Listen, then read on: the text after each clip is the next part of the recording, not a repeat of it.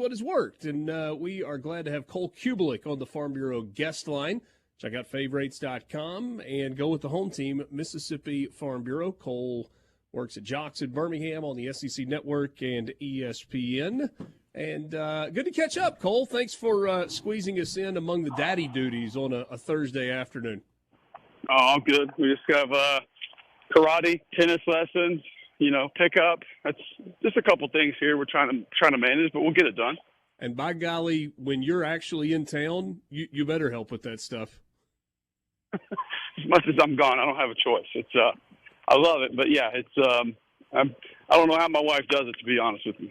I get it. I think I'm in the same boat where married up, and it's really good. Let's jump in and talk about some of the games this weekend. Probably I guess there are two headline games in the SEC this weekend, but Ole Miss and Georgia in Athens, a top 10 matchup. You and I talked about this game a little bit earlier this week on SiriusXM. Like high level, when you look at this matchup, one, do you think Ole Miss has a chance? And two, what stands out to you?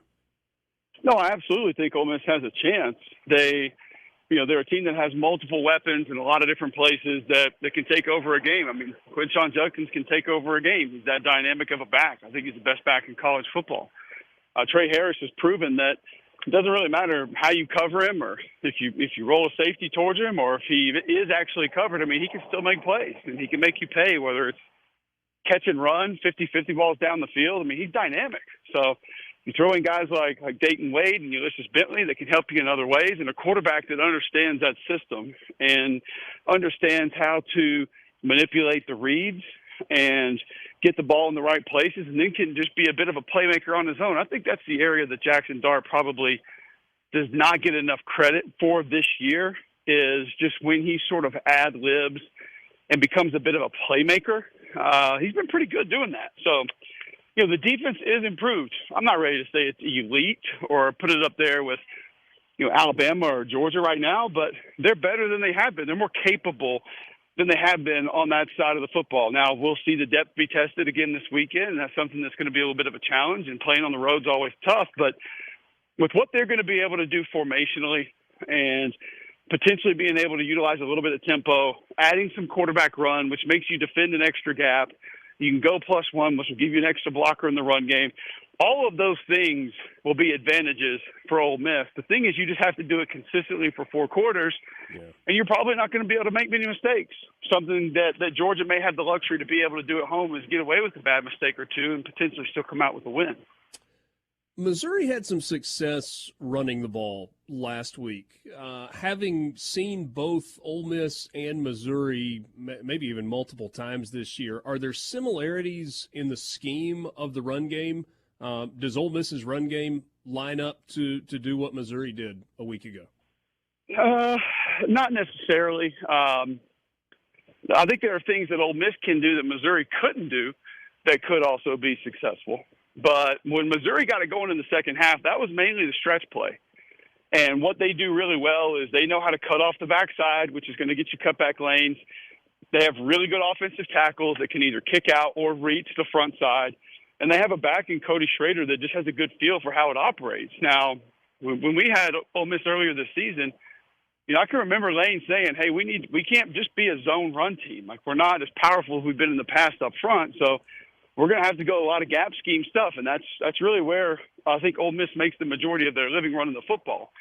But one thing that Ole Miss does, and actually it's funny, I texted AQ Shipley because I was listening to him on Pat McAfee's show yesterday, and they were talking about like creativity in the run game in the NFL and in college and how it's gone, and everybody just runs duo and inside zone, and then they'll make a toss every now and then.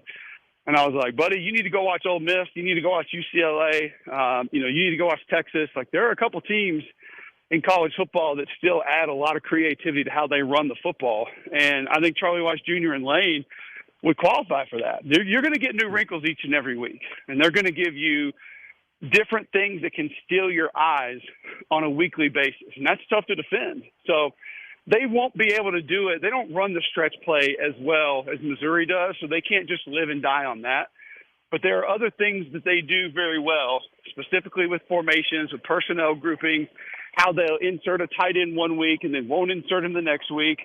Maybe how they'll double a certain guy or they'll lock the backside of a certain play, and then they'll change that going into the next week. Those can all be big advantages. And when you have a quarterback, like I said, that has a good feel for just how to manage everything, and two running backs that are pretty dynamic, I mean, you've got a good chance to get the run going. The problem is with the gap scheme stuff, those Georgia edge defenders, I mean, they are killers out there on the edge. It's the main reason that Kentucky's run game didn't work. And everybody thought, Kentucky ran it against Florida, they'll just be able to run it against Georgia. And it's like, no, when you watch those overhang defenders, those edge defenders, like, they turn their shoulder pads and attack pullers. Like, and they want to take you out of the game. And not a lot of teams play it that way. So that's why the counters and different things like that will be a little bit more difficult for Ole Miss to get going. You played on the offensive line. You dealt with injuries yourself. You had teammates that dealt with injuries. We get the news kind of leaking out yesterday that Micah Pettis has got a foot injury and is not expected to go. How does that affect Ole Miss up front? Well, anytime it's one of your guys and one of your regular five that goes out, I think that's difficult. Obviously, Jaden Williams has played a lot. I think he's played a little bit more recently. So you do have some experience there that can step in and at least have the understanding of what the speed of the game, the physicality of the game is going to be. Even if Georgia is at a completely different level, that's a good thing that you're not just having to go to the next guy that really hasn't played this year. But I thought Pettis had really been coming on. I thought he had played much better the last couple of weeks. Yeah. He had his struggles earlier in the season, but I thought he had a little physicality. He's been finishing in the run game. That's a big hit because, like I said before, when you want to utilize that tempo, you want to go fast. You want your guys that are best suited and best adept to be able to handle that. But I do think that there's a little bit of a luxury with how they've been rolling some guys in over the last 3-4 weeks that could potentially help them out here. Switch over to Mississippi State just for a second. You were in the booth last week with Tom for that game. Obviously, this has been a disappointing season. Is there anything that you see from Mississippi State that gives you reason to believe that they can do some good things? A&M this week, Southern Miss next week, and then the Egg Bowl on Thanksgiving night. That's a really funny question because I had the conversation with Roman Harper when we were taping our show Monday night, kind of in between a couple of different things that we were looking at and turning in some plays. And, I've talked to it with Greg doing our show in the mornings a couple of times. Like, I think there are a lot of things that I see. Now, is it how they operate? Is it with the operation? Is it schematically? Not as much, but, I mean, there are guys on that team that can make plays. And – like, we know that Tulu can make plays. Like, you go look at Xavier Thomas 2 weeks ago against Auburn, like, he comes out of nowhere. Like, guys make it, and it's not just, like, easy catch and then make a dynamic run. He was making tough catches. Like, Harmon at tight end has turned into a really physical blocker here down the stretch. You look at the safety position, the way 10 comes down and plays near the line of scrimmage. Like, he's making some good plays. You have two of the best linebackers in the league.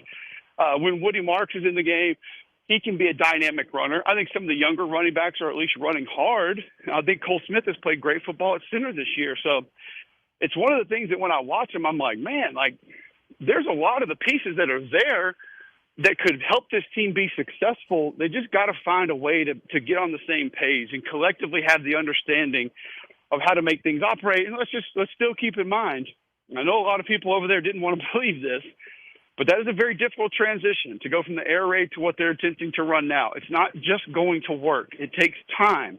It takes a long time, just like the air raid was going to take time to be really good when you adapted to that. And then now you're going through another transition with Mike Wright at quarterback who can't really give you true balance yet as a passer. It's not who he is. Yeah, he gives you more of a run threat at quarterback, but he's not a guy that's going to be able to pick you apart and make a lot of the throws that you need him to consistently. So that's asking a lot for a college football team, but I do see pieces that could allow them to still do some good things down the stretch. Cole, appreciate your time.